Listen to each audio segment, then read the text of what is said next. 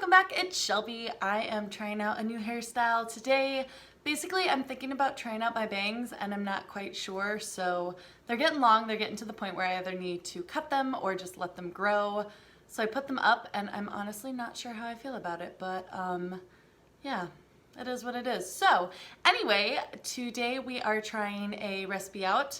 Basically, it's kind of a self-made recipe slash sort of cobbled together from the internet, but basically what happened is I am absolutely in love with the mushroom turnovers from Trader Joe's. I've bought them for years. They're the greatest things in the entire world. Like they're the best. I haven't been able to find them. Honestly, for probably like a year and a half, but I haven't really been like paying attention. Like they're one of those things that you just like buy when you see them. And then it takes a really long time to realize that you haven't had them in a while. So I got online and I was looking and it turns out they were discontinued, or so the internet tells me. So basically I went on a mission of recreating them because I'm like, you know what? It's food, it's a recipe. I have to be able to recreate this. And earlier this week I was super successful. So basically I made a giant batch of them and I ate them for like dinner and lunch and breakfast and they were so good that I'm gonna make another batch. So I thought that if you guys like the Trader Joe's mushroom turnovers, here is like a good dupe that you can make at home. I'm not saying it's the legit recipe. I don't know if it is or not, but they taste just like them. So yeah, I thought I would bring you along while I'm baking them. You can make them into individual little turnovers like you can get at the store. I'm gonna make them into a big kind of envelope roll thing that I have to slice. Basically, it tastes the same, but it's just like convenience. So those are really cool because they were appetizers. They were great for parties because they kind of looked homemade and you just like pop the box in the oven and they came out in little individual crescents. This one that I'm making is a loaf. So it's kind of like a slice, more like a main entree, I guess, but you can definitely make it into little turnovers if you want. I'm using puff pastry, so it's like really easy to work with and certainly not anything that I'm making myself.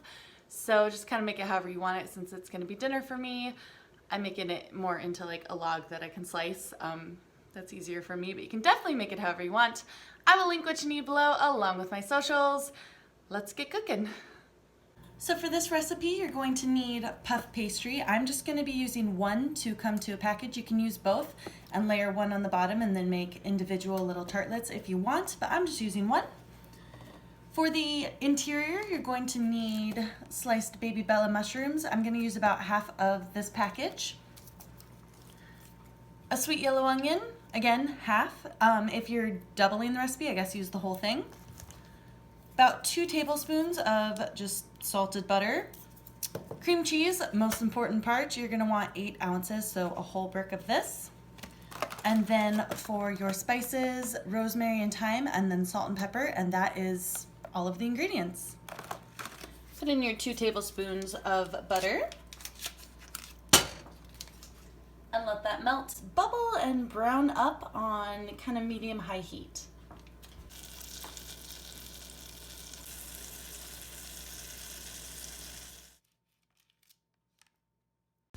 While the butter is starting to melt and kind of bubble up, we are going to start with slicing up the onion just into a rough chop.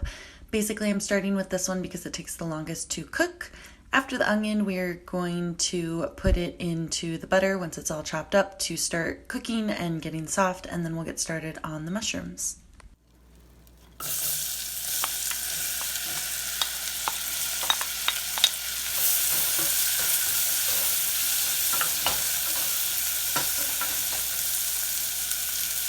Let those start softening up. So next up we are chopping the mushrooms. These are pre-sliced, but I'm just going to kind of chop them up the way I did the onions, just like a rough chop. Like they don't need to be super tiny little minced, but these mushroom slices are too big. At least I think they are. It throws off the flavor. So I'm just kind of doing a little rough chop to get them about equal size to the onion pieces if I can, and then I'm going to add those to the butter and onion mixture to start cooking down as well.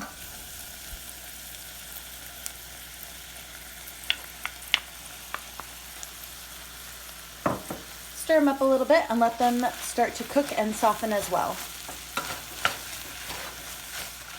Next up, take some rosemary. You definitely do not need this whole thing. I would take a sprig. That's about all you need. grab it, pull it backwards so you just get the little leaves. You don't want the stem, that's gross.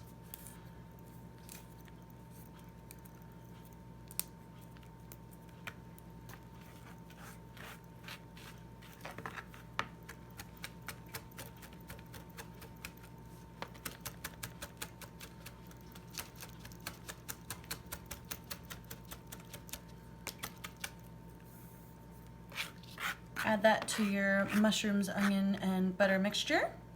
Lastly is our thyme. So the only trick with this is to get a few sprigs and don't include the stems, because I learned the hard way that that's super nasty. So just pull the leaves off very carefully and the stems will break and it's super difficult.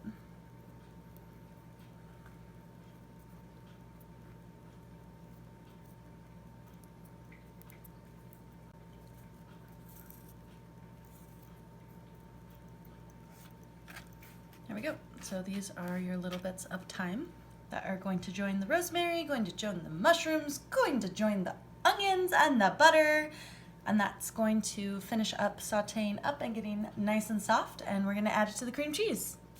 When the onions and mushrooms are starting to cook down a little bit, add your spices, your thyme and rosemary. Go ahead and chuck those in, and then some salt and pepper to taste. Feel free to go pretty liberal on the salt and pepper because the cream cheese is gonna mute it out.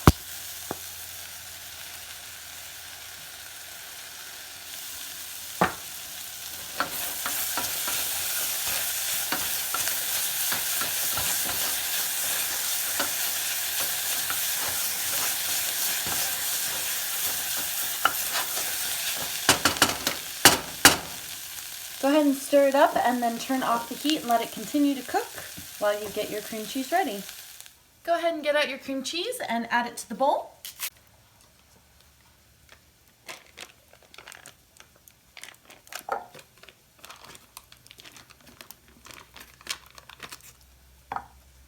Take your cooked concoction from the stove and pour it on top.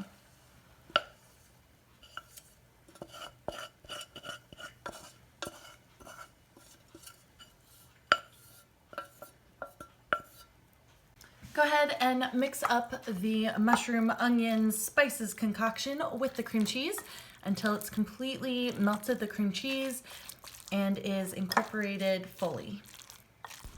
This actually doesn't take that long. The cream cheese melts down and is pretty soft to work with, but it's boring to watch, so I'm speeding it up. So I've got a cookie sheet that I have covered with wax paper, and I'm taking one roll up of my pastry dough.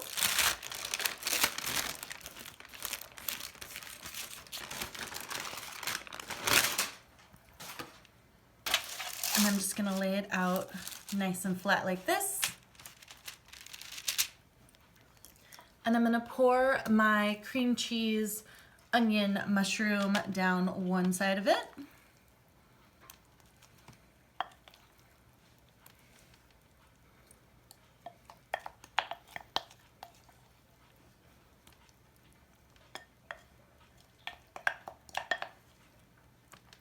I'm doing this lengthwise, not widthwise. I'm sure you guys caught that, but just letting you know.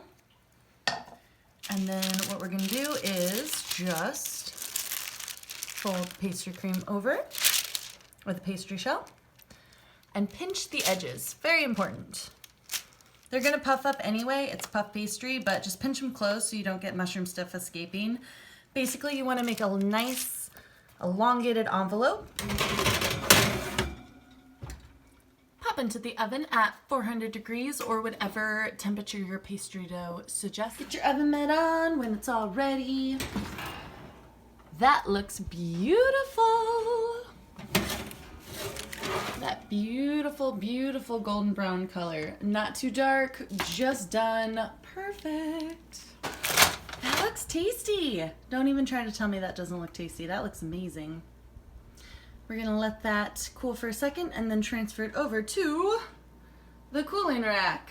Yay! It's gonna cool off there just for a little bit, then we're gonna slice into it and taste it, but it looks beautiful. So this is how it came out of the oven. It's golden, crispy. It got a few cracks while I was transferring it from the cooling rack and wax paper to the cutting board, but it looks gorgeous. Everything's cooked inside and it's just vegetables anyway, so I know that's done as long as it's warm, and it was warm going in. So basically you just need to worry about making sure the dough is done, and it is, so this is perfect. We're gonna cut into it and give it a try.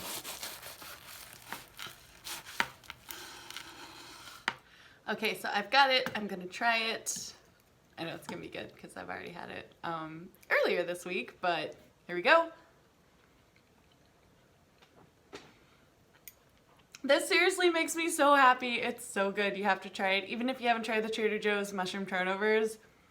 Oh my god, it's so good. It's really easy to make, honestly. Like, I would not consider myself to be a master cooker or a chef or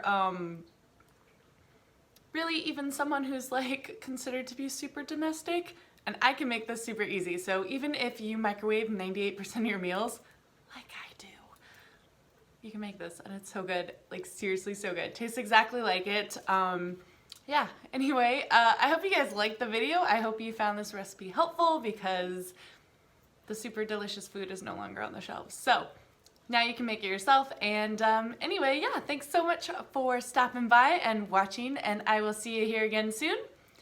Bye for now.